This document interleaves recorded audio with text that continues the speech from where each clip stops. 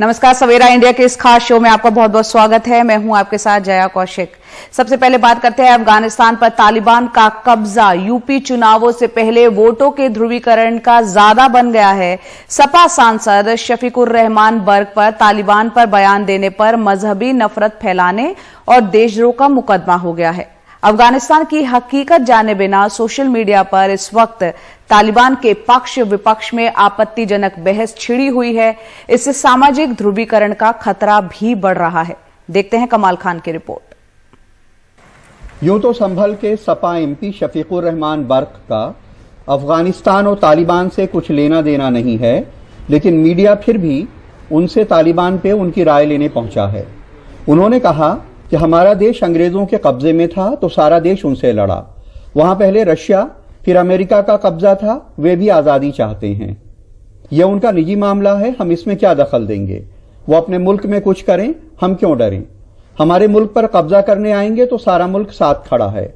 हम तालिबान के कब्जे को सही नहीं मानते। हमारे मुकाबले पर अगर हमारे अंदर हमारे मुल्क पर कब्जा करने के लिए आएगा तो सारा मुल्क खड़ा है, मुल्क साथ है। तो आप क्या तालिबान वाले कब्जे को आप सही मानते हैं? किस तरह देखते हैं? नहीं, मैं सही नहीं मानता। उसको वो कब्जा जो अपने यहाँ कर रहे हैं वो जाने उनका, ठीक है, वो आज़ाद होना चाहते हैं, वो वहाँ अमेरिका की हुक्मरानी क्यों रहेगी।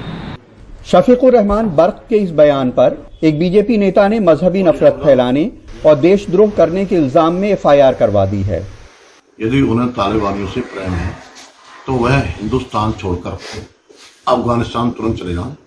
उनको के पास यदि किराए का पैसे नहीं है, टिकट के पैसे नहीं है, हवाई जहाज की यात्रा के पैसे नहीं है, तो मैं उनको मुफ्त टिकट कराकर, अपने पैसे से उनको मुफ्त टिकट कराकर उनको भेजने का काम मैं कर सकता हूं। सोशल मीडिया पे तालिबान के धर्म की वजह से कुछ लोग उसकी अंधी हिमायत और कुछ उसका अंधा विरोध कर रहे हैं। इन्हें अफगानिस्तान का इतिहास, उनकी समाजी बनावट, उनके कबीलों की आपसी लड़ाइयों और अफगानिस्तान में सोवियत और अमरीकी रोल की जानकारी नहीं है। इसीलिए यह लड़ाई हिंदू मुस्लिम लड़ाई की तरह पेश कर उसका सियासी फायदा लेने की कोशिश लगती है, जबकि हकीकत यह है कि अफगानिस्तान में मुस्लिम आबादी 99.7% है, गैर मुस्लिम आबादी सिर्फ 0.3%। मुस्लिम कबीलों में पश्तून 42%, ताजिक 27%, हजारा उज़्बेक 9%, अलमाक 4%, तुर्कमेन 3% और बलोच 2% हैं। इन एथनिक ग्रुप्स में भी वहां वर्चस्व की लड़ाई है और कट्टर इस्लाम और उदार इस्लाम के बीच भी लड़ाई, क्योंकि तालिबान ने शिया और सूफी मुसलमानों के खिलाफ वहां जुल्म किया है, इसलिए वे भी उसके सख्त खिलाफ हैं। जिस तरीके से अफगानिस्तान में तालिबान ने सत्ता संभाली है और उसको लेकर हमारे हिंदुस्तान में कुछ मुस्लिम तंजीमें खुशी मना रही हैं, बड़े ही अफसोस की बात है। ये क्या इस्लाम है कि कांधे के ऊपर AK-47 रखे हुए अल्लाह अकबर का नारा लगाते हुए, ये हुसैनी इस्लाम नहीं है, ये यजीदी इस्लाम है। आज जो लोग बंदूक या तलवार का सहारा लेके इस्लाम को बदनाम कर रहे हैं, सूफी इस्लामिक बोर्ड हमेशा इसकी मुखालफत करता आ रहा है और हम चाहे वो उनके समर्थक हिंदुस्तान में हो या हिंदुस्तान के बाहर ऐसे लोग हों, हम उनकी मुखालफत कर दें। मशहूर मुस्लिम धर्मगुरु मौलाना कल्बे सादिक साहब कहते थे कि इस दुनिया में दो तरह का इस्लाम है, एक वो जो पैगंबर मोहम्मद साहब लाए और दूसरा वो जो तालिबान लाया। तो अफगानिस्तान में ये झगड़ा इन्हीं दो तरह के इस्लाम को मानने वालों के बीच में है, लेकिन नफरत के इस माहौल में हिंदुस्तान में उसे हिंदू मुस्लिम की लड़ाई बनाया जा रहा है। संभल में अनवर और लखनऊ में कैमरामैन राजेश गुप्ता के साथ कमाल खान, NDTV इंडिया। उत्तर प्रदेश में जल्द ही विधानसभा चुनाव होने वाले हैं और सरकार चुनावी रणनीति को आगे बढ़ा रही है और इस रणनीति में एक कड़ी है जिलों का, शहरों का नाम बदलने की कवायद। इलाहाबाद के बाद यूपी के मशहूर जिलों में है अलीगढ़ और मैनपुरी। अब इनके नाम बदलने का प्रस्ताव जिला पंचायत से पास हो गया है। अलीगढ़ अब हरिगढ़ कहलाए जाने की तैयारी में है।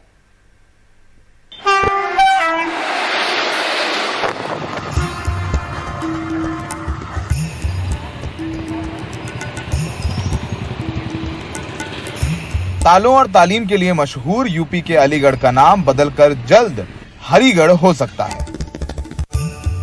नवनिर्वाचित जिला पंचायत समिति ने अलीगढ़ का नाम बदलकर हरिगढ़ रखने का प्रस्ताव पारित किया है। कल बोर्ड की मीटिंग में हमारे 5 प्रस्ताव पास हुए, जिसमें से अलीगढ़ का नाम हरिगढ़ रखने पर सभी ने सहमति जताई और पास भी हुआ। दूसरा नाम बाबूजी कल्याण सिंह के नाम पर एयरपोर्ट का नाम रखा जाए। अलीगढ़ का ताला और सर सैयद द्वारा स्थापित अलीगढ़ मुस्लिम यूनिवर्सिटी पूरी दुनिया में प्रसिद्ध है। लगभग 1000 साल पहले अलीगढ़ का नाम कोल था, जो बाद में शासक साबित खान ने इसका नाम साबितगढ़ किया और फिर अंत में मुगल शासक शाह आलम के सेनापति ने इसका नाम अलीगढ़ रखा। इतिहासकार नाम बदलने के इस फैसले को सांप्रदायिक मानते हैं। उससे पहले भी मायावती की सरकार में भी कुछ चेंजेस हुए थे, लेकिन आज जो चेंजेस हैं उनका मकसद, उनका एम बहुत ही स्पष्ट रूप से सांप्रदायिक है। उसमें कोई शर्म लिहाज भी नहीं है। ओपनली कहा जा रहा है कि ये नाम इसलिए बदले जा रहे हैं क्योंकि ये नाम एक पर्टिकुलर समुदाय से के इतिहास से जुड़े हैं। लेकिन जरा सुनते हैं कि अलीगढ़ का नाम बदलने को लेकर अलीगढ़ के युवाओं की क्या राय है। नाम बदलने से इस मुल्क के मसाइल हल नहीं होंगे। आज का नौजवान, जो आज का छात्र है, वो नौकरी चाहता है। उसके जितने भी मसले हैं वो नौकरी से हल होंगे। आप जानते हैं कि मतलब ये राजनीति की जा रही है, नाम के ऊपर सिर्फ अलीगढ़ का नाम चेंज करके हरिगढ़ कर दिया जाए। अभी आप देख रहे हैं यूनिवर्सिटी भी है यहाँ पर अलीगढ़ में। जब अगर अलीगढ़ का नाम चेंज होकर हरिगढ़ होगा तो लोग ये मुद्दा भी उठाएंगे कि अलीगढ़ मुस्लिम यूनिवर्सिटी का नाम भी चेंज करवाया जाए। दूसरी तरफ यूपी के ही मैनपुरी का नाम ऋषि मैन के नाम पर मयनपुरी रखने का प्रस्ताव भी पारित किया गया है। योगी सरकार पहले ही इलाहाबाद का नाम बदलकर प्रयागराज और फैजाबाद का नाम बदलकर अयोध्या कर चुकी है। बीजेपी और हिंदुवादी संगठन लखनऊ, गाजियाबाद और देवबंद का नाम भी बदलने की मांग कर रहे हैं। इसके अलावा मुगलसराय रेलवे स्टेशन का नाम दीनदयाल उपाध्याय करा जा चुका है। हिंदू संगठन ये भी मांग कर रहे हैं कि लखनऊ का नाम बदलना चाहिए, मुरादाबाद का नाम बदलना चाहिए, मुजफ्फरनगर का नाम बदलना चाहिए। और हमने देखा है कि पहले भी मायावती जब मुख्यमंत्री थी या मुलायम सिंह यादव मुख्यमंत्री थे तो उन्होंने भी शहरों के नाम बदले थे। लेकिन सबसे बड़ा सवाल यही है कि क्या शहरों के नाम बदल देने से, क्या अलीगढ़ का नाम हरिगढ़ कर देने से अलीगढ़ के बेरोजगारों को रोजगार मिल जाएगा? क्या अलीगढ़ का नाम हरिगढ़ हो जाने से वहाँ पर विकास तेज़ी से बढ़ेगा या फिर वहाँ पर महंगाई कम हो जाएगी? अगर ऐसा होता है तो जितने भी शहर हैं जो कि लगता है कि किसी धर्म विशेष के नाम पर रखे गए हैं, उनके नाम, उन सबके नाम बदल देना चाहिए। अलीगढ़ में सहयोगी अदनान खान के साथ दिल्ली में सौरभ शुक्ला, एनडीटीवी इंडिया। तो सवाल यही है कि क्या नाम बदलने से लोगों के हालात भी बदल जाएंगे क्या? बहरहाल रोजगार मांगा तो मिली लाठी। हम बात कर रहे हैं मध्य प्रदेश की। चयनित शिक्षिकाएं मुख्यमंत्री शिवराज सिंह चौहान को राखी बांधने पहुंची ताकि 3 साल बाद ही सही उन्हें नियुक्ति पत्र, अपॉइंटमेंट लेटर मिल जाए। तो वहीं बेरोजगारों के मुद्दे पर कई युवा प्रदर्शन करने के लिए पहुंचे, जिन्हें पुलिस की लाठियां खानी पड़ी। बल प्रयोग कर पुलिस ने सैकड़ों युवाओं को गिरफ्तार किया है। देखते हैं अनुराग द्वारी की रिपोर्ट।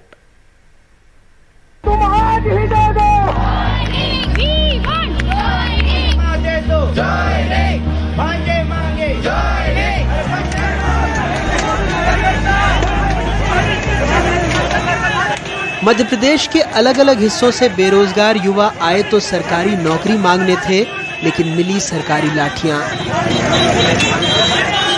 अलग अलग जिलों से आए युवाओं का एक दल पुलिस मुख्यालय तक पैदल मार्च करते पहुंचा। पुलिस ने बैरिकेड्स लगाकर प्रदर्शनकारियों को रोकने की कोशिश की। इसी बीच पुलिस और प्रदर्शनकारियों के बीच झूमाझटकी हो गई। भीड़ को तितर-बितर करने के लिए पुलिस ने लाठीचार्ज कर दिया। आज भोपाल में शांतिपूर्ण तरीके से बेरोजगार यहाँ पर अपना प्रदर्शन कर रहे थे, रोजगार की मांग कर रहे थे। लेकिन शांतिपूर्ण प्रदर्शन करने वाले बेरोजगार भाइयों के लिए सीएम शिवराज सिंह मामा ने मिलिट्री लगा दी और पुलिस के द्वारा इस प्रकार से बर्बरता व्यवहार किया गया कि किसी ने उसका सोचा नहीं था। सर, एक रोजगार मांगना बच्चे के हक के लिए आज गुनाह हो गया है।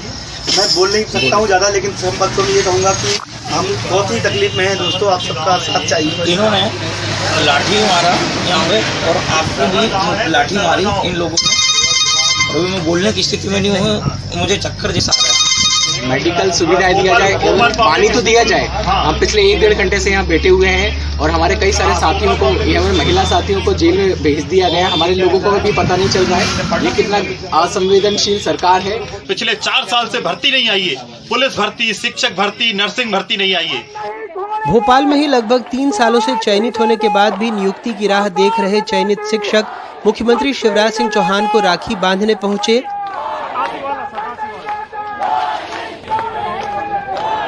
हाथों में राखी की थाल और बैनर पोस्टर लेकर सारे चयनित शिक्षक बीजेपी कार्यालय के सामने इकट्ठा हुए, जिन्हें पुलिस ने रोक दिया।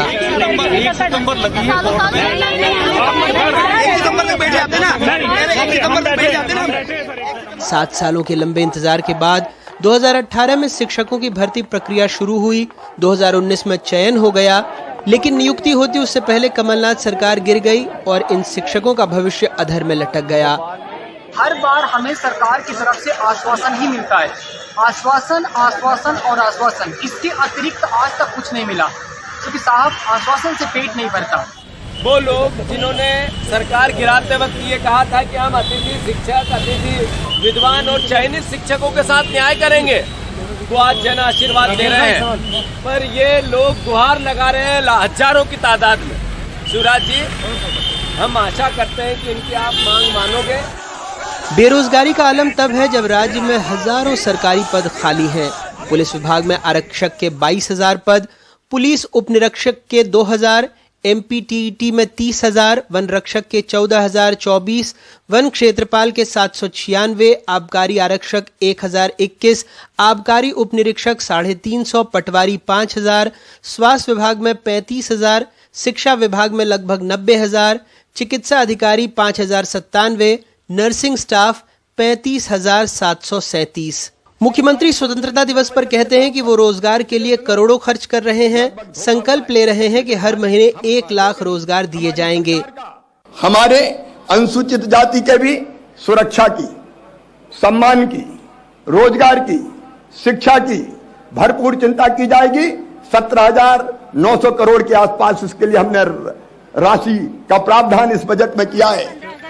लेकिन तस्वीरें बदहाली की हैं, मजबूरी की हैं।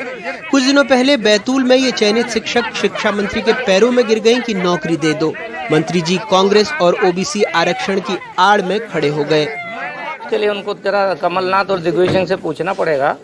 शिवराज सिंह चौहान जी की सरकार बनी है, तब से हमने उसको वेरिफिकेशन का काम प्रारंभ करके उसको अंतिम पड़ाव पर पहुंचा दिया है। पर क्योंकि हमारी सरकार 27% आरक्षण देना चाहती है पिछड़े वर्ग को, उसमें कोर्ट की स्टे है। खैर, युवा रोए पिटे पैरों पर गिर जाएं, सरकार बहादुर कह रही है कि सरकार बनने की खुशी में वो जनता के पैरों पर है, जन आशीर्वाद यात्रा में व्यस्त है। सरकार बहादुर के भाषण सुनेंगे तो लगेगा उसे सबसे ज्यादा युवाओं की, बेरोजगारों की फिक्र है। लेकिन यही युवा जब अपने अधिकार मांगने आते हैं तो उन्हें मिलती है सरकारी लाठियां। जब चुनाव होते हैं तो हुक्मरान जनता के पैरों पर होते हैं और चुनाव खत्म होने के बाद ऐसे ही जनता हुक्मरानों के पैरों पर। भोपाल से कैमरा पर्सन रिजवान खान के साथ अनुराग द्वारी, एडीटीवी इंडिया। अब आपको लिए चलते छत्तीसगढ़, जहां कोरिया जिले के मनेन्द्रगढ़ में 4 बच्चे बाढ़ के बीचों बीच पानी में फंस गए, जिन्हें पुलिस की टीम ने सुरक्षित बाहर निकाल लिया। इन चारों ने नदी के बीच में एक पत्थर के सहारे अपनी जान बचाई। बाद में 2 घंटे के राहत बचाव अभियान के बाद इन्हें सुरक्षित निकाला जा सका।